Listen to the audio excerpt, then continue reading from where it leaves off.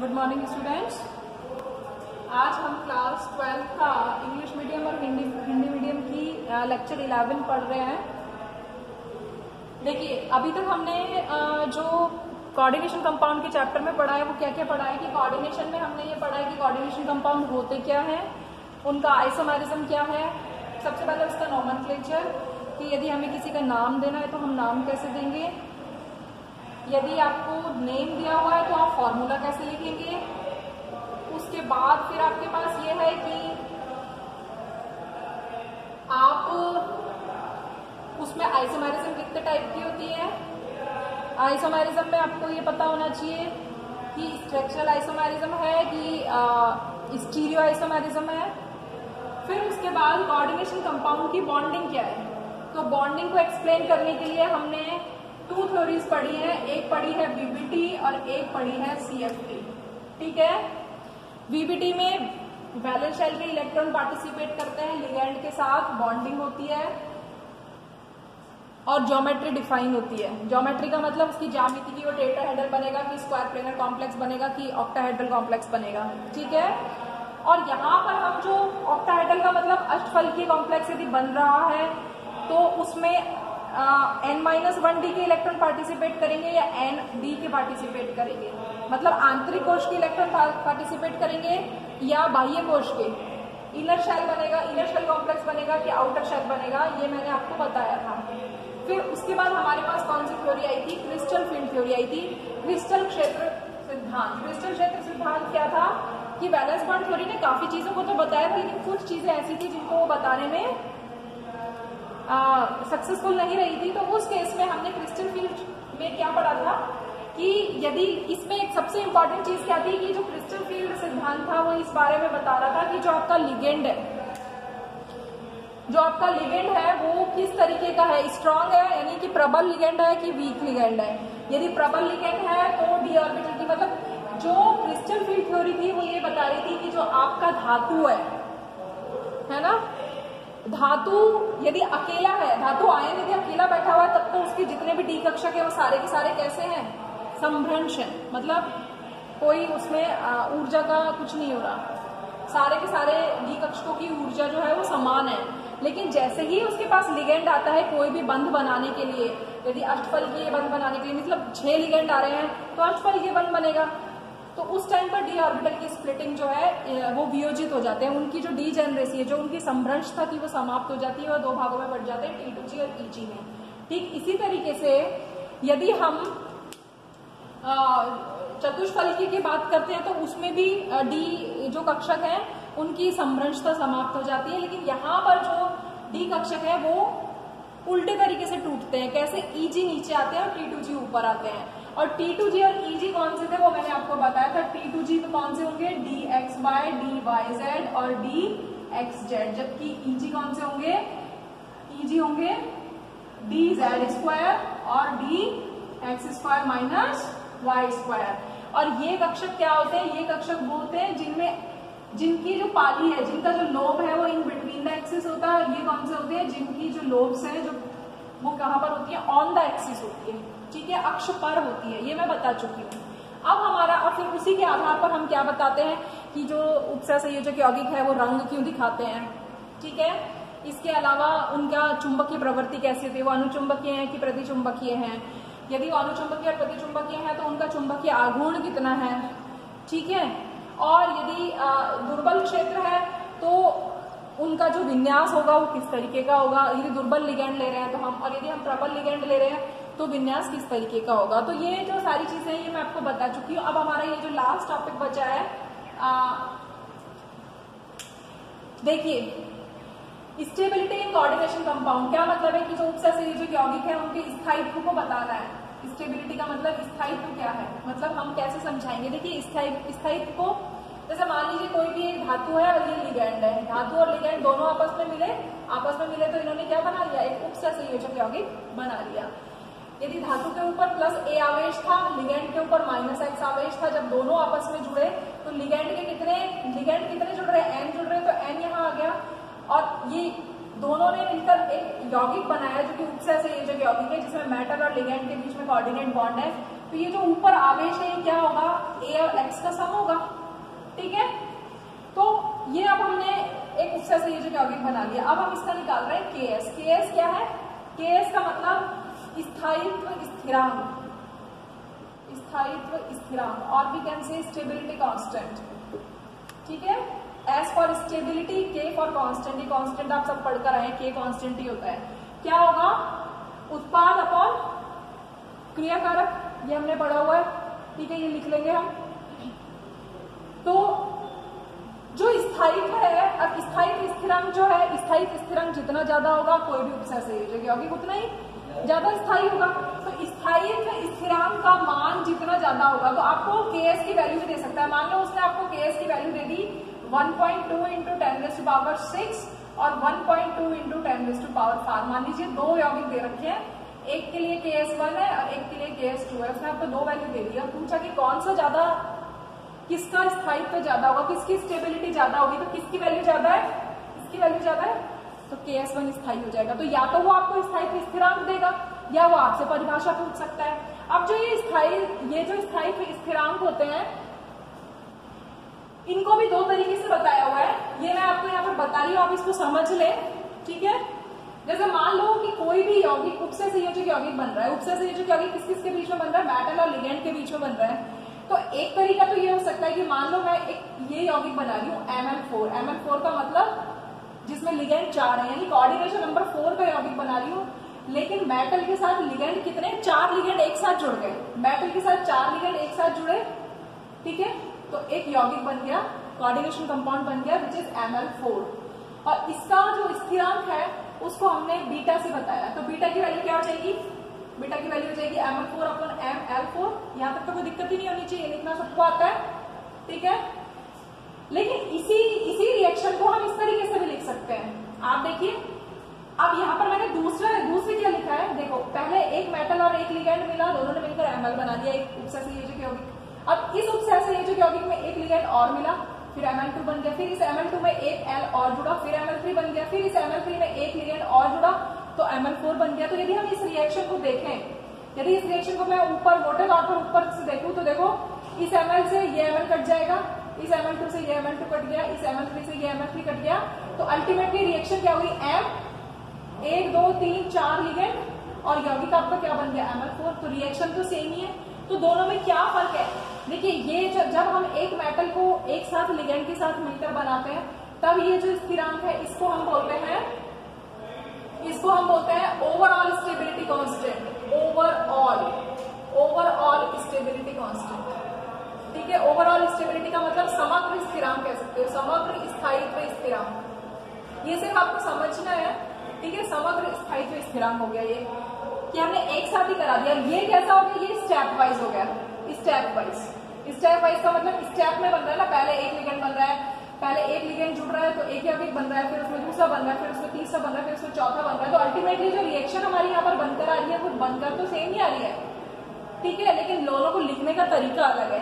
तो अब आप देखो कि यहाँ पर जो हमने ये जो स्थायी स्थिरांक निकालेंगे, तो ये वाला जो स्थिरांक होगा KS, वो KS क्या होगा, K1 dot K2 dot K3 dot K4। इसका मतलब मल्टीप्लीकेशन हो रहा है, यानी हमने जितने भी पद थे, जितने भी स्टेप्स थे, उन सभी के स्थिरांकों को यदि हम गुणा करते हैं, तो अब आप यहाँ पर देखो कि K1 जो है वो K1 क्या होगा, K1 होगा ML अपॉन ML। आप स्थिरांक निकालना, जैसे आपको कौन से स्थिरांकों को निकाला है आपने, साम्य स्थिरांकों को निकाला है, तो K क्या हो जाएगा, K1 क्या हो जाएगा, पहली अभिक्रिया के लिए K1 हो जाएगा ML अपॉन ML, दूसरे के लिए क्या हो जाएगा ML2 MLL, ठीक है, तीसरी के लिए क्या हो जाएगा ML3 ML2L, और चौथी के लिए क्या हो जाएगा ML4 ML3L। ये सिंपल है, आपको आता है करना, इलाहाबाद में सबने प्रूव किया हुआ है।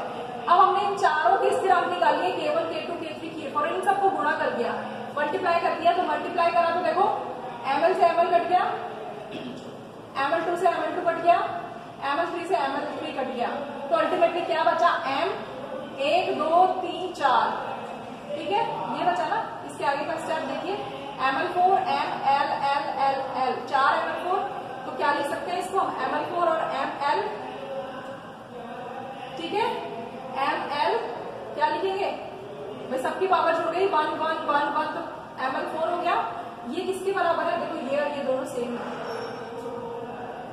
समझ में आ रहा है?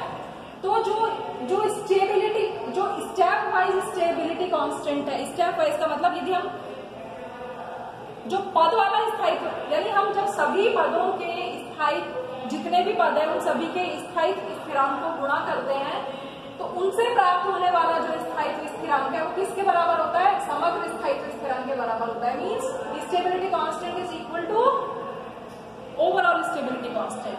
और स्टेबिलिटी कांस्टेंट यहाँ पर क्या है? स्टेप वाइज, जितने भी स्टेप वाइज स्टेबिलिटी कांस्टेंट है उन सबका जो मल्टीप्लीकेशन है, उन सबका जो गुणा है किसके बराबर है? ओवरऑल स्टेबिलिटी कांस्टेंट के बराबर है। ये चीज बताई हुई है। मतलब ये स्थायित्व स्थिरांक को इन्होंने कहीं कहीं पर डिफाइन किया है कि दो तरीके के यदि स्थिरांक है तो क्या होगा? रिएक्शन तो दोनों की सेम ही है, ठीक है।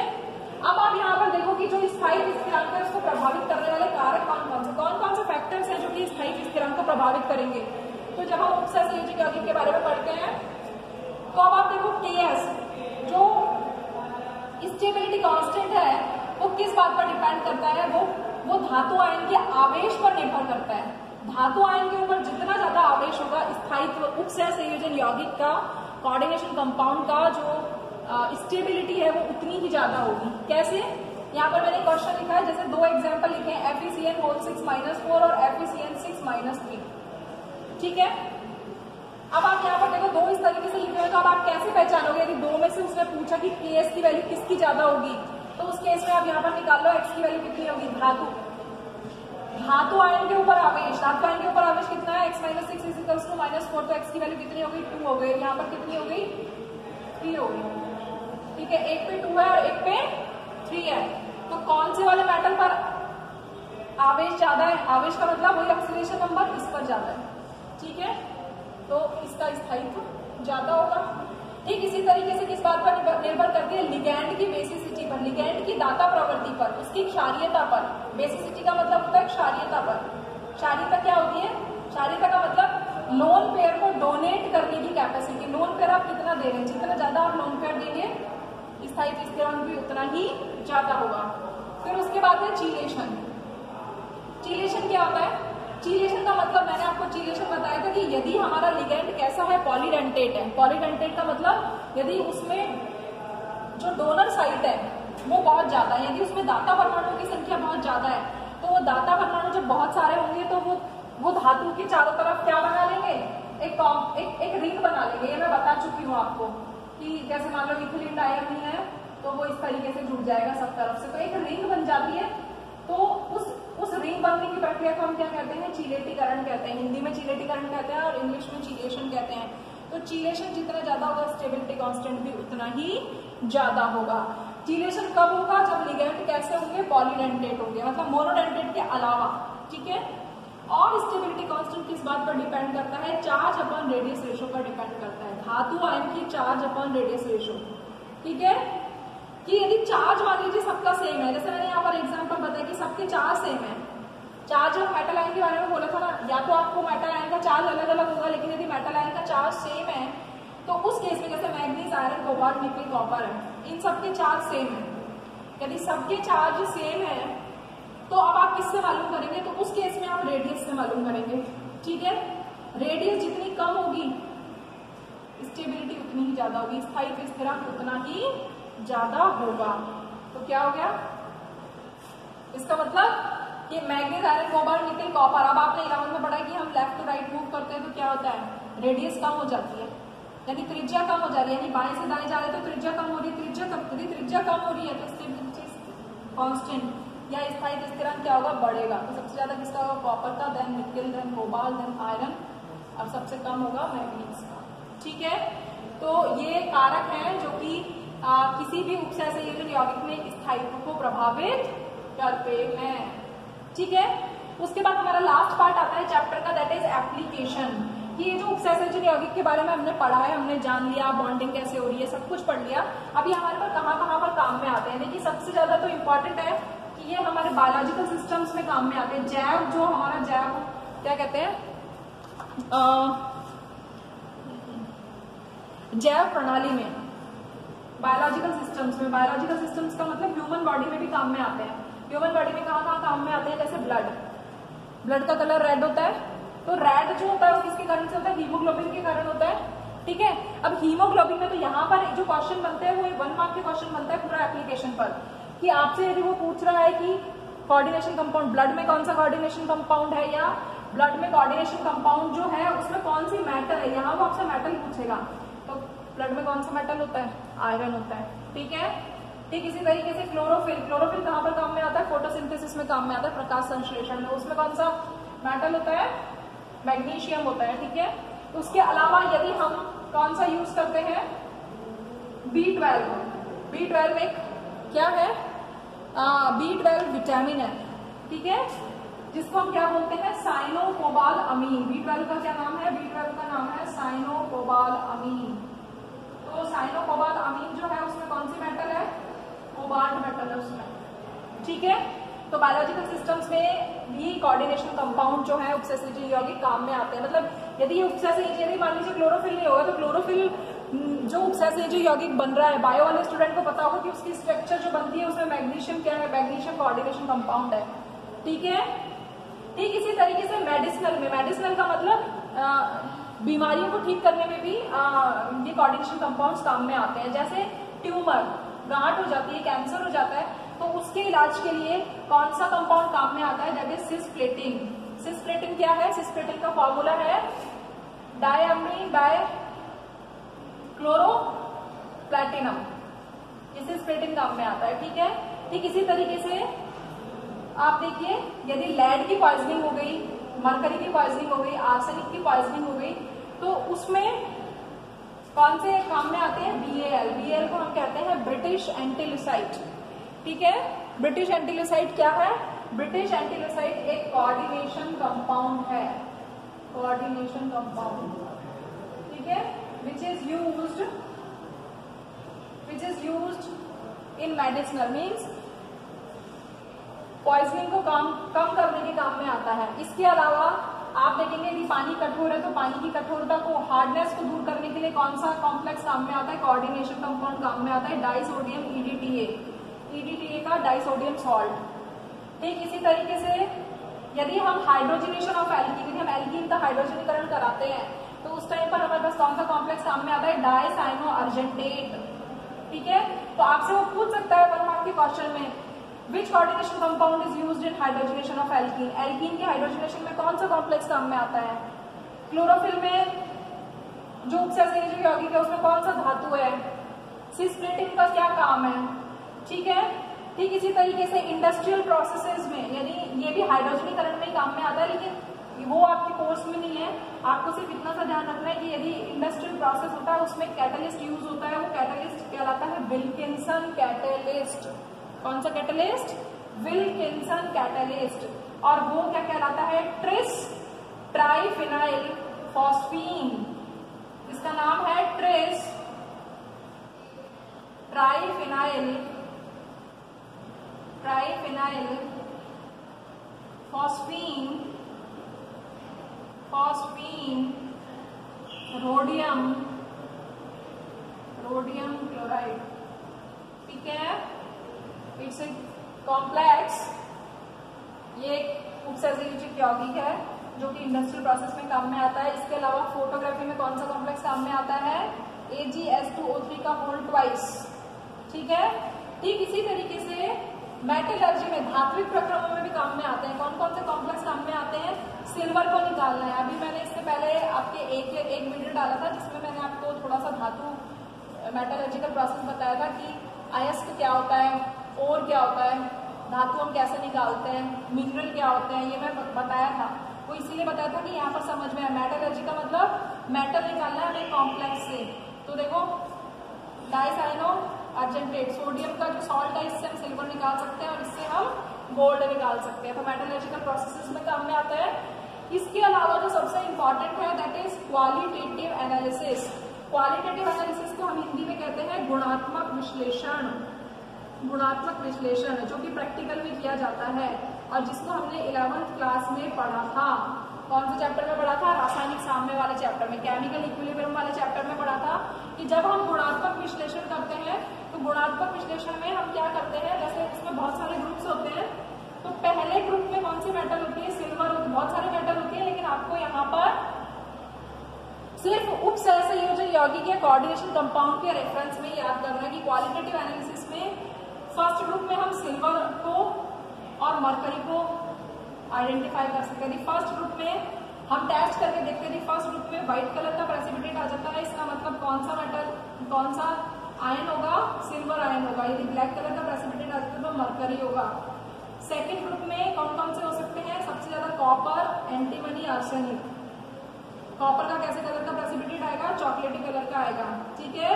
आर्सेनिक का कैसा आएगा, ऑरेंजिश कलर आएगा, और एंटीमनी का येलोइश कलर आएगा। तो हम टेस्ट करके देखते हैं, टेस्ट करके फर्स्ट ग्रुप में जाते हैं, फिर सेकंड ग्रुप में जाते हैं, फिर थर्ड ग्रुप में जाते हैं। तो थर्ड ग्रुप में आयरन प्रेजेंट होता है तो यदि ब्लू कलर आ जाता है, ठीक है। यदि फोर्थ ग्रुप में जाते हैं तो फोर्थ ग्रुप में यदि पिंक कलर का प्रेसिपिटेट आता है, इट मीन्स निकिल प्रेजेंट है, ठीक है। और यदि ब्लू कलर का प्रेसिपिटेट आता है, इसका मतलब जिंक प्रेजेंट है। समझ में आ रहा है? तो एप्लीकेशन पर डेफिनेटली 1 और 2 मार्क का क्वेश्चन बन सकता है, बनता भी है, क्योंकि आपके एमसीक्यूज भी आते हैं। तो ये आप पढ़ेंगे। तो ये आपका यहाँ पर स्टेबिलिटी इन कोऑर्डिनेशन कंपाउंड पढ़ाया है हमने, जिसके ऊपर एक छोटा क्वेश्चन बन सकता है और इसकी एप्लीकेशंस हैं। Thank you.